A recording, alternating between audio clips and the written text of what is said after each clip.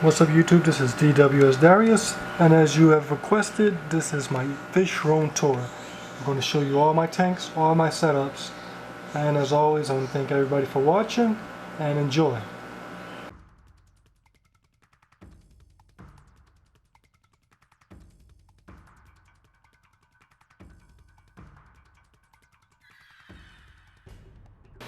Okay YouTube, so the first tank in this tank tour is going to be my 210 gallon American Cichlid tank, aka the monster tank.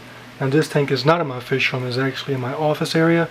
And the bad thing about that is that in this office there are 5 windows all around, and when it comes to filming it leaves a terrible glare in a window. So I apologize for that. Try to bear with me as much as you could. I should have waited till later on when it got darker, but I just wanted to get all these videos done at once, so I'll continue. So as we come closer, I'll start introducing you to some of the fish. So first off, right here is my female jaguar cichlid.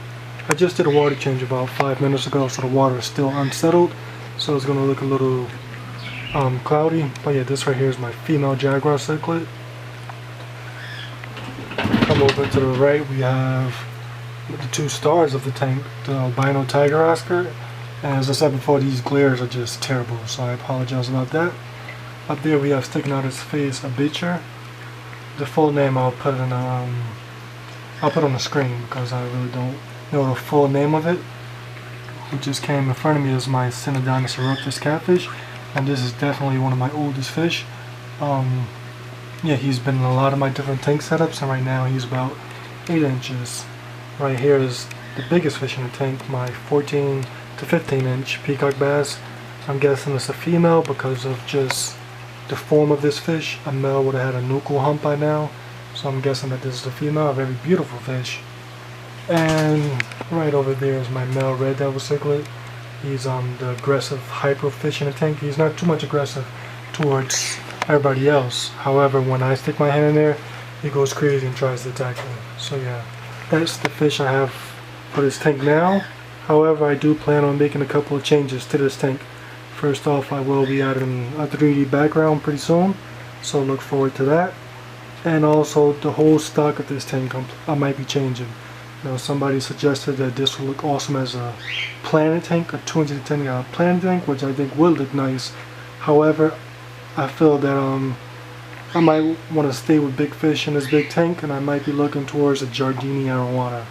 But that's in the future. For now, this is how the tank looks. And the tank is going to... Oh, I forgot about chocolate cichlid. She blends in, so I forgot about her, but that's her back there. As I said before, the tank is cloudy because I just did a water change. But yeah, for now, this is the tank stock. Those are just ideas and thoughts of what this tank could become. But yeah, for now, this is what I'm working with. Okay, YouTube, so right now we're in the fish room. The majority of my tanks are down here, a total of 8 tanks. So let me start with the tour. First off, to the left, on top we have my 55 gallon planet tank. Now this is one of my most relaxing tanks. I just love the peacefulness of the fish and just the growth of the plants. It's really a calming tank to watch. So as far as fish, I think I keep too much of a diversity of fish. Eventually I want to be able to take all the fish out and just maybe leave 3 different species, 3 different schooling fish, and I would think that would be a lot more pleasing than just so many mixed schools, so many mixed diversities. Just keep it simple with 3 different schools. But as far as the fish that I keep now, I have 1 marble angelfish. If I wanted to have more, he would kill them, so he's living solo for now. I have a solo Bosmani rainbow fish. The rest of his school jumped out. I have a solo long-tail black-tiered tetra. I also have a solo black neon tetra. His school jumped out as well. I have a school of tiger barbs. I have a school of serpent tetras. I have a school of neon tetras. I have a school of harlequin rasbora. I have a school of roseline sharks. I have a few peppercorn catfish. Right now they're hiding. As far as plants, I'm just letting the plants do their own thing. I'm not trying to line them up or anything. I'm just letting them grow whatever they want to. So over to the left we have a huge Amazon sword. Some of the leaves 20 inches. So that's really nice. the little curly plant that you see all along the side, that's Crypspiralis, and I started off with about just 2 heads, two individual stems, and now this plant has gone crazy.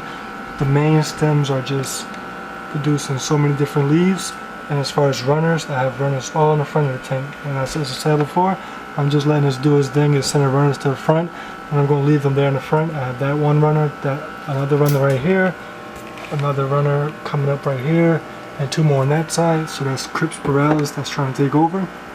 Between that I have some green tiger lotus. It was sold as red, but apparently it's green tiger lotus.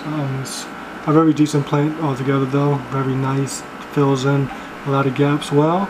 Over here is a slightly red tiger lotus. It's not as red as they described it, but it still looks good. To the side of that I have a little rock full of Anubias nano, very slow growing plant. All these other plants came in after that plant, and that plant is still the smallest as far as the amount. All across the bottom I have dwarf sag, which is just a very nice plant, very easy to grow. And then in that corner I have just a little bush of jungle val. Eventually I'm going to try to get that jungle val to work his way that way, but for now I'm just letting the plants do what they want to do. So yeah, this is a little look at the planting tank. Now right beneath, oh, one more thing about the planting tank, I'm going crazy with these Malaysian trumpet snails. They're all over, and yeah, they're just exploding in population. Now what I've been doing was getting cucumbers. I let them cover the cucumber, and I'll empty it in a different tank, but still their numbers are getting crazy. I have one assassin snail. He assassinated the rest of the assassin snails, and he leaves the Malaysian trumpet snails alone, so that didn't work. So eventually I'm going to start selling some Malaysian trumpet snails. Now right below that we have another 55-gallon tank. Now these fish will get too big, so eventually they're going to upgrade to that 90, but for now this is my Butterkoferi tank. He's the main fish in the tank, about 6 inches right now, and along with him I have 2 albino tinfoil barbs and 1 regular red tail tinfoil barb. And this is another tank that's just pretty decent to watch. This tilapia is always active, always moving about because of these guys. These fish move so much, and that pretty much makes this fish just comfortable with the tank setup. Sometimes he does get a little aggressive towards the rest and tries to attack them, but overall it's a pretty decent relationship. He doesn't overdo his aggression, and they just keep him active and happy. Now as far as their growth rate, they are starting to slow down. When it was 1 inches like a few months ago, they really were boosting in growth, but now they're starting to slow down. However, whenever they reach that size of being too big for this 55, I have another tank prepared for them. So yeah, this is the 55-gallon Butterkoferi / tinfoil barb tank. The next tank is to the right of my planting tank, and this is my Red Devil tank. Now before, my Red Devil that is in a 210-gallon tank, he was in his tank. However, he was so shy that I went and traded up with some of my smaller juvenile Red Devils. And to the right, that's my female, and to the left, that's my male. Now he's been getting a lot more shy lately. Whenever I have to divide her, because when I had them together he tried to kill her multiple times, so I had to divide them, and he's still just a very shy fish. Hopefully one day he breaks out of that little shyness. I have my school of Giant Daniel to help out with that shyness. It works pretty well with the female. She's out and about, willing to eat at all times.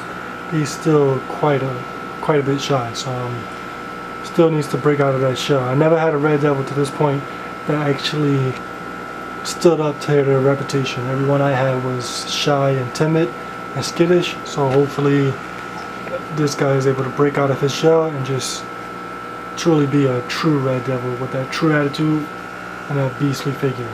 But for now, yeah, that's what I have going on, male and female. Hopefully one day they can get along. I could get some breeding action.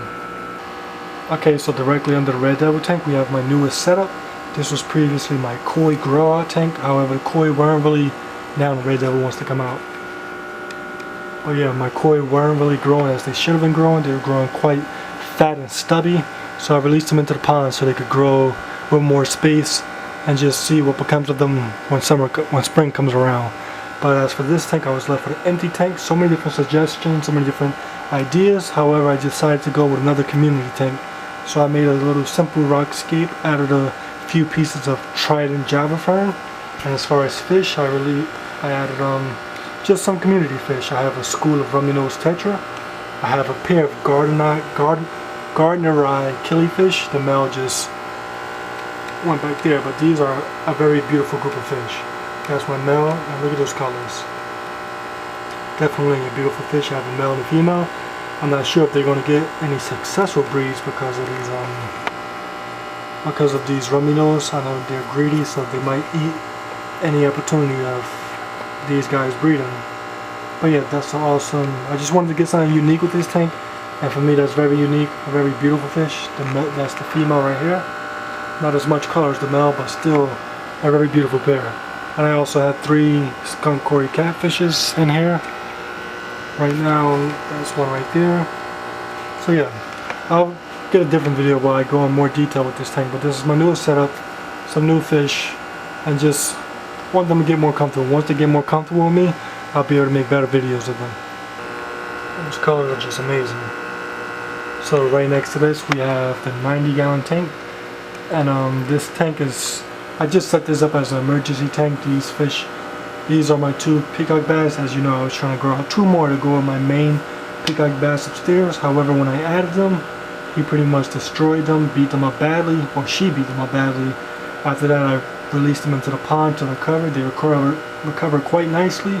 However, when I added them back to this tank, because the temperatures were dropping outside, they got sick, and they're pretty much in a bad predicament. So I'm not going to talk too much about this tank. They're really struggling right now to survive, and I gotta fight as much as I can to keep these guys alive. Okay, so next we have this 55-gallon tank over here. Now this tank really is just all different types of fish. I have my green terrors. I have 2 koi that I found out the bunch that look better than the rest, so I have these growing up in here. I have 3 spotted silver dollars. I have under that driftwood, my 2 parrotfish, my 1 female red devil, and I have a Raphael catfish. And pretty much I'm disappointed with this tank. All the fish in this tank, all the cichlids in this tank are very skittish. As you can see, they're all hiding. And who can enjoy a tank when all your fish do is hides? I'm not sure why. They have a community, they have each other, and usually that's all it takes to bring at least one fish to that bold state to take the lead. However, all these fish are just shy and always scared. So I gotta figure out what I'm gonna do. I'm not sure if I'm gonna keep these fish. There's a lot of fish that I haven't kept yet, so to have a tank full of scary fish makes me want to just trade all these in and get those fish that I never kept before. So yeah, this tank, sadly I can't show the fishing. You can see that parrot eye right there watching me, but these fish are all timid, all shy, and this is one of those disappointing tanks. But eventually I'll figure something out with this tank. Okay, so next we have my 125-gallon African cichlid tank, and this is one of my most favorite tanks. I love the diversity of fish, the diversity of color, the diversity of shapes. Just a really interesting tank to watch. So let me just show you some of my favorite fish. So I have a school of clown loaches.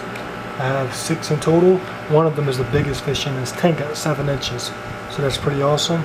The dominant male fish in this tank is my cobalt red top zebra, about 5 inches, a very beautiful fish, shows amazing colors.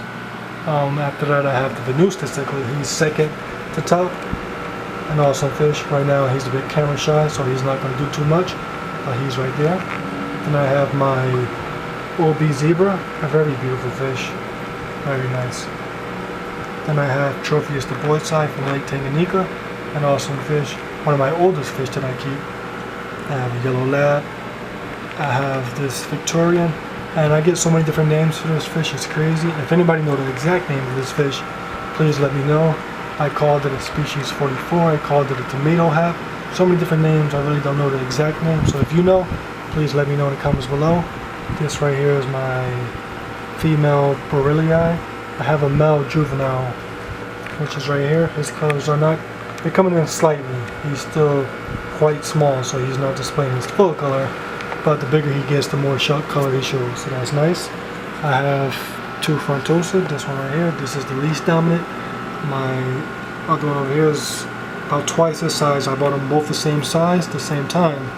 And this one is growing a bit faster because he's more dominant. And then next we have, what else? My electric blue Ali. He's an awesome fish. Keeps that color at all times. We have my albino strawberry cichlid. Now this is albino. I'm not sure what type he is. I just call him albino strawberry. But the exact albino fish that he is, I'm not sure. But he's just beautiful. And then I have this guy right here. He just disappeared, but I'm the only white fish in my tank, my albino.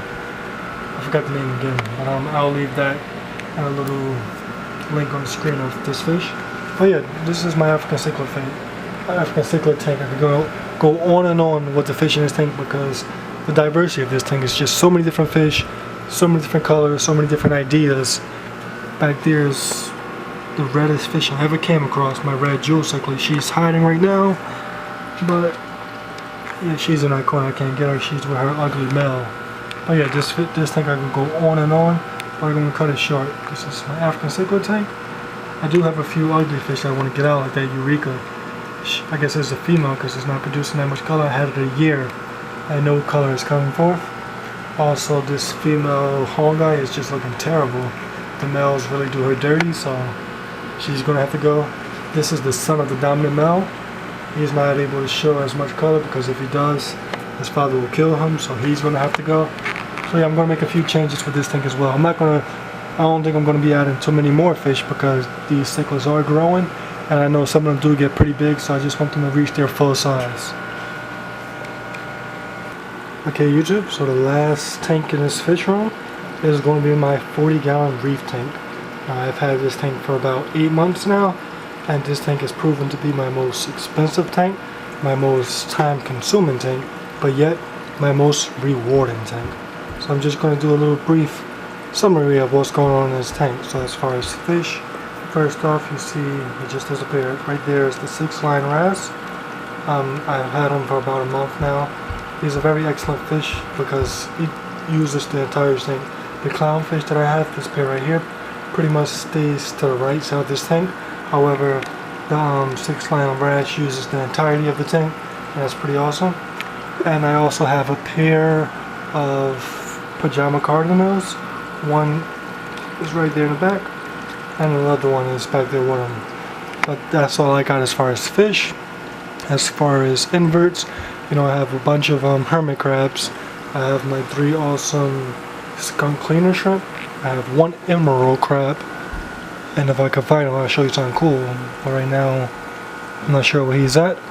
And I have a couple of snails, turbo snails, nerite snails, and 1 Nisoceros snail.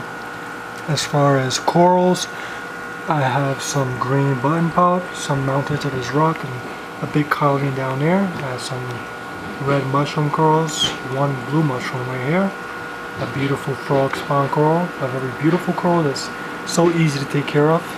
Beneath that I have a torch coral, the same as that one, both being ephemeral corals, very easy to take care of. Right here I have a Duncan coral. So far it has 1 head, but you can see another head is producing. Over to the left, this is the newest coral that I added. It's a I forgot the name, a neon green Galixia coral. I'm pronouncing it terribly, but I'll put the name on the screen.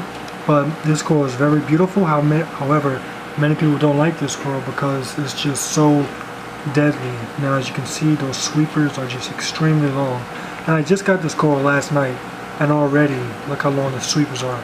So that's one of the reasons why people stay away from this coral, because it's just set for destruction, to kill whatever is in its path. And so yeah, that's that right there.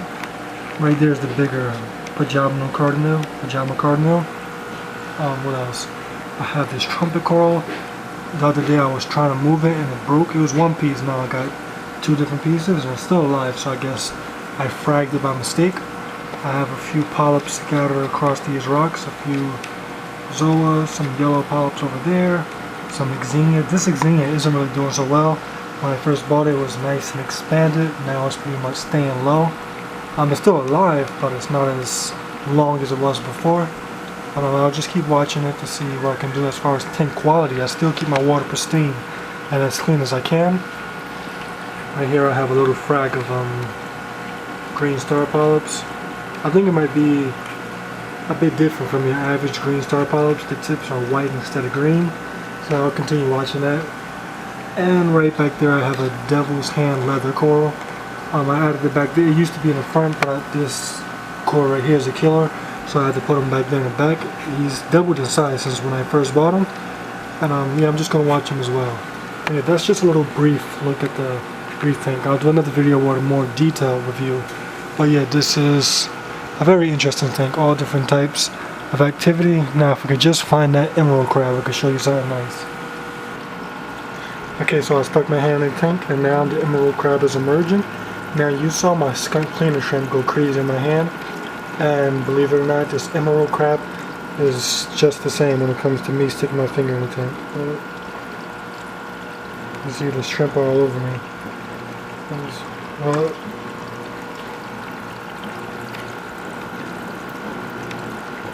you see this claws coming out.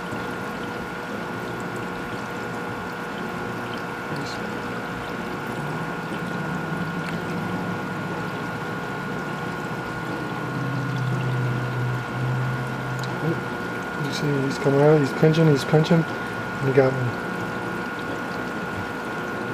That's just another awesome thing to watch. This emerald crab is just so greedy. He's trying to get me good too. Because he's used to me hand feeding him, so he's just as crazy as the skunk cleaner shrimp. So yeah, that's just a little awesome thing to see. Okay YouTube, so to finish this video off, I just want to give you guys a little look at the pond. Now first off I want to apologize because I should have gave you an update in the summer when everything was alive, when the plants were full, when the fish were active. But now the temperature is dropping. I trimmed some of the plants so you really don't get that full alive pond that I wanted to show you guys. But as I show this video, I'm going to be showing a side video of underwater action. Now the underwater action is going to be a bit cloudy because it just rained like crazy last night. They added an extra 4 inches to the pond, so you know there's a lot of rain. And the water is going to be a bit dirty from all the runoff, so don't mind that. But yeah, this is a look at the pond. So as I said before, I trimmed most of the plants because the temperature is dropping, so you really don't get that natural look as they look in the summer. So yeah, let me just show you some of the things that I like most about this year's pond, and that's going to be number 1, the waterfall. Last year I had the bucket spill, pretty simple, looked pretty whack, and now I was able to make a nice natural looking fall. So I really like that. And in the summer I had a nice plant actually growing out of it, so that was pretty awesome to watch. I'm trying to grow some moss, so little rocks right there is taking off pretty nicely. Started off as a small little patch in the corner, now it's starting to fill up across. Right here I have some creeping jenny, and some of you guys may know that this is sold as an aquatic plant for your fish tanks. And as you can see right on the bottom, it's starting to grow submerged, which is pretty awesome. But pretty soon that's all going to die off because of the drop in temperatures. As far as fish, I keep about maybe 9 koi and a few goldfish, maybe about 10 goldfish. I'll give you can see it in the underwater action. And here's a look at just my vine taking over the top.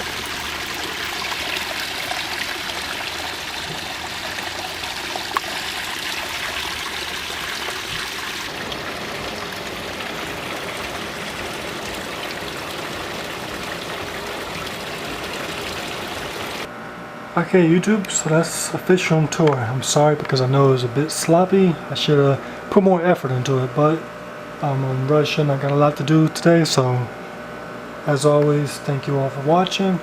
Feel free to like, comment, share, and subscribe. And that will be all.